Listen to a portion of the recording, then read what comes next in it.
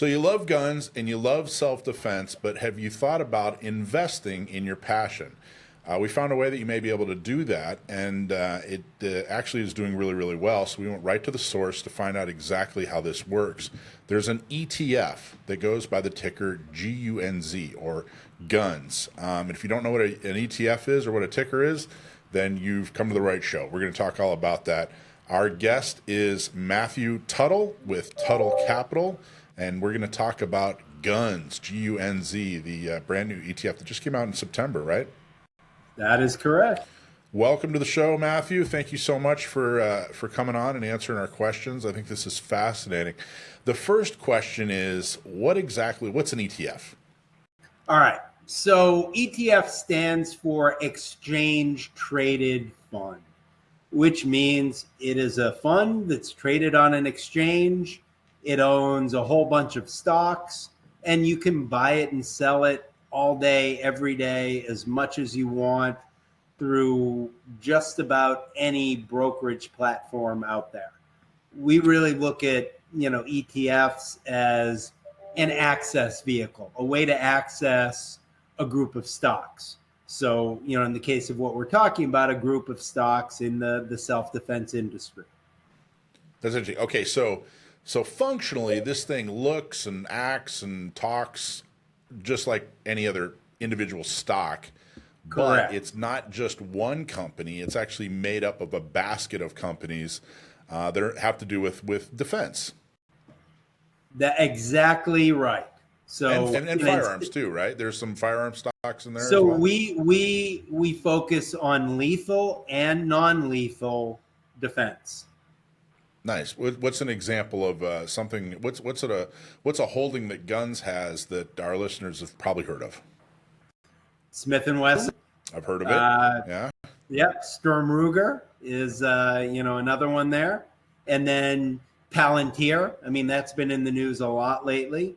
Don't know whether they would have heard of Axon or not. That's the old taser company, but they're up and coming as well. I think those are the main kind of above the radar screen names that people would know. And then we've got a whole bunch of names they probably don't, but in my belief, they should. Well, so in those stocks, they may or may not change, right? Or it's not permanent. You guys may actually find a stock that's better suited or more representative or better performing and switch it in and out. Is that accurate? That could happen. Yeah. I mean, we're not going to switch out a lot of things. We recently added Evolve, EVLV. It's a smaller company. They're up and coming. When the fund launched, they really weren't big enough. Their financials weren't set enough for us to add it, but we added it a couple of months ago. And I think that's a great one. And the idea is, there are different sectors. There's energy or even more specific oil, or there's tech, or even more specific than tech, there might be internet. And this is a sector of the economy that's self-defense or defense. And what you've tried to do is get a bunch of companies that are have a bright future and are representative of that sector of the economy. So if it's something that you're either passionate about and you want to invest in your passion, or you just think, hey, you know what, 2025, the way the world's going these days, defense is going to become even more important, and people are going to have to sink even more money into making sure that they're well defended in all different ways. Did I describe that accurately? Yeah. So I'll add to that a little bit. So I'm an ETF issuer, but I'm also a very active investor. We've got an investment philosophy that we teach people, and it's called the HEAT formula. I mean, I don't need to get into all the aspects, but the T stands for themes. So I think most of what Wall Street teaches people about investing is wrong. And what people should really focus on is what are today's most important themes and what are tomorrow's most important themes. And self-defense is one of those under the radar screen themes that people aren't thinking about, but these stocks are moving up because people are not feeling safe. I mean, one of my kids lives in New York City. She has mace. She has a taser. She's had to hide before on the street. I've got another kid in Chicago. He's got mace. He's got a taser. They shouldn't have to have those things, but I couldn't imagine having my kids live in those cities and not need it. So, this whole sector, industry, whatever you want to call it, is under the radar screen. People aren't talking about it. But if you've got traditional types of investments, you're not going to have exposure to these names. And I really think you should. I think that if when I say like, well, it's 2025, so of course defense is important. I think everybody projects onto that statement what's going through their head, what they've experienced, what they've read and seen on the news. But what with what made you, what was the decision making process that you thought, the defense sector, this sector of the economy is going to be important? Like, what are some of the factors that drove you to come up with GUNZ? Yeah, so I've trained my brain to think thematically. I read the news, I see things, I talk to people, and I'm always thinking, what's the investment opportunity here?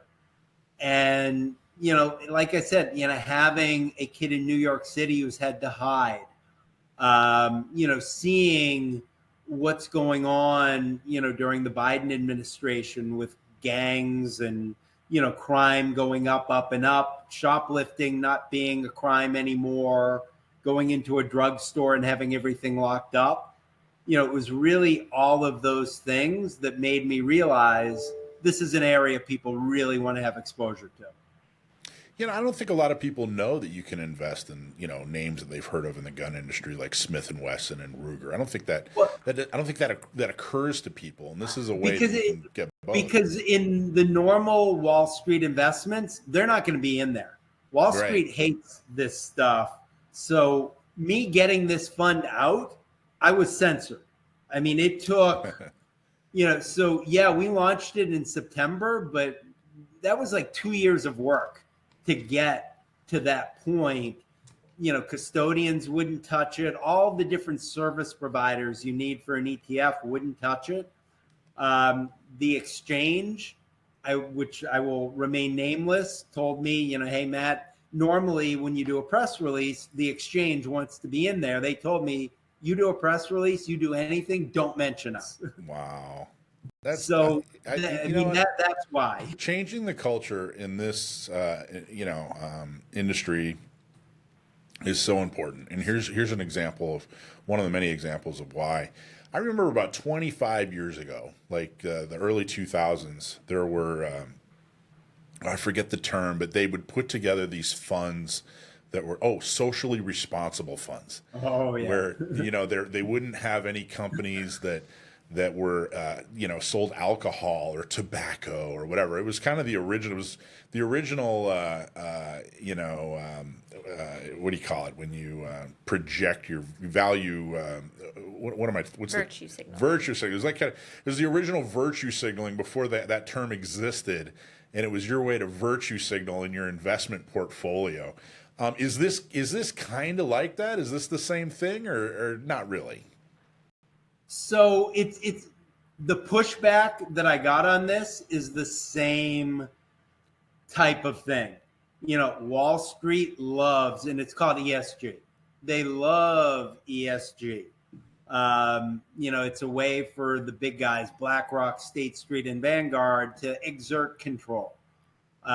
So anything non-ESG is basically censored. Hopefully that is changing. The SEC under Trump is an entirely different SEC. You've got people who were all the way one way now moving the other way, but it's all part of the same phenomenon. And, and again, hopefully over this next 4 years, that'll change and investing will go back to what it should be, which is about making money. I was going to say values quickly go out the window when it's underperforming. I mean, people are still investing for a reason. I remember distinctly that those those funds that eliminated the sinful companies, they didn't do real well. They didn't Well, outperform. but You know, that's the insidious problem. So back, in the 90s, we had what were called socially responsible investments. there you go. And yeah, Yeah. the performance stunk, but you could make that choice. What happened over the past couple of years is everything became socially responsible. BlackRock, State Street, Vanguard were forcing companies to sacrifice profits for politics, and that would hurt returns, and you'd see it on like the Bud Light stuff and things like that. I am hopeful that that is changing. I don't mind having socially responsible investments. You can make a choice. I'll give up returns and I won't invest in alcohol and tobacco and oil and firearms, or I'm going to try to make as much money as I can. And if there are things that are important to me, I'll use some of that money to express my values. But it sounds like this wasn't just a matter of, well, this is what I like, so I'm gonna make a bundle of stocks out of it. Sounds like you identified an area that hasn't been exploited yet, and said, hey, you know what? No one's talking about this. These different companies that are defending life, and that clearly they're going to get a rush of revenue here as the world changes and becomes a different place. So yeah, it may represent someone's values, but it also sounds like, well, no, actually, this thing's more than just a value move. It's more than just virtue signaling. From the other side of the political aisle, it sounds like you said, hey, these stocks are going to do really, really well, and this sector is something that people are not paying enough attention to. Where you make the best money as an investor is finding themes before other people do. Yeah. So like the dominant theme out there right now is AI and Nvidia and things like that. And yeah, if you're a long-term investor, I think Nvidia is a must own, but the easy money has been made. You saw it with Nvidia's earnings yesterday. They had amazing earnings and they got crushed. The AI trade, a lot of that easy money has been made. What I want to do is I want to identify, hey, what's an under the radar screen area? Yeah, so I don't believe investing according to your values. I want to make money. And I think this is an area people aren't talking about. And I think eventually they're going to realize, oh wow, look at these names, look at what's going on. And it's also, again, all right, yeah, we're deporting some of those gangs, but we've also got drone stocks in here. You're going to need drones at the border. If we're going to fight the Mexican cartels, that's going to be a drone war. Just trying to think, all right, what's likely to happen and what aren't people thinking about yet? That's where you make the best money. So if I wanted to invest in, one share of a stock, I would have to pay that full price for that stock. But with your ETF, how does that profit side of things work? I don't, let's say I don't have the $500 to buy a share of Smith & Wesson, but I could invest in GUNZ for a fraction of that cost. So how do you make money in this? So we make money based on assets under management. If you buy one share, we're not making any money, but I still want you to buy that one share because I think this is something that belongs in your portfolio. So you guys actually manage GUNZ, but you can buy GUNZ, GUNZ, anywhere. You can buy it online through your online broker. You can buy it through your financial advisor. Just about anywhere. Now, the big brokerage firms, if you're like at a Merrill Lynch or a Morgan Stanley, probably not. You'd have to ask. My guess would be the answer would be no. But if you're, a discount brokerage firm, Schwab, TD Ameritrade, Fidelity, Webull, Robinhood, guys like that, no problem. But the big brokerage firms, they restrict what you can buy, and this is certainly not on their approved list. Gotcha. Well, cool, man. This actually sounds very interesting. I'm very fascinated by it. I, of course, love the ticker, GUNZ. I think that's awesome. I thought our listeners would be super interested in this. What else would you like everybody to know about guns? What do you really want to make sure people walk away with, or is there anything we haven't covered? Yeah, I mean, again, I just think there's so many different aspects that are going to become more and more important. Obviously, the non-lethal stuff, like, again, I can't imagine my kids not having mace and tasers, home alarms. That's another area, like, all sorts of break-ins. I mean, you can't not have a home alarm. And now you've got a very pro Second Amendment president administration in, so you don't have like that overhang that the gun stocks might have had over the past 4 years. You've got the drone stuff in here, and then you've got all the technology where, they've got technology to detect gunshots and know where they are. They've got, all sorts of screening technology. And, Trump, yeah, he may be a law and order president. He may be getting all the gangs out of here, but that's not happening tomorrow. And, how do you find them all? And, crime is not, they let a genie out of the bottle. It's not going away. People are going to be buying these products, and these stocks are going to continue to do well. And, again, this is going to be something entirely different than anything else you have in your portfolio. And it definitely feels like people are far more comfortable and more proactive about buying defense items for their home or carrying pepper spray. It feels like these days, just about anybody, it's totally normal. It's getting way more normal to own a gun. It's extremely normal to carry pepper spray. All these different home defense products, it's becoming more and more mainstream. And I can't imagine that's not going to slow down. That's going to continue to. No, I don't think. You see statistics. More and more women are buying guns. More and more liberals are buying guns. It's becoming more and more and more of a mainstream thing to do. And I don't think that's going to.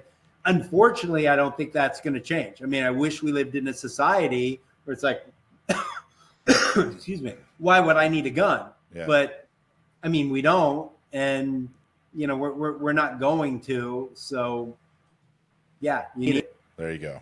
If people want more information on GUNZ, GUNZ specifically, the new ETF, where do you recommend they go?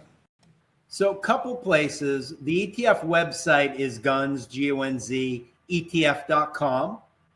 Our website is TuttleCap.com.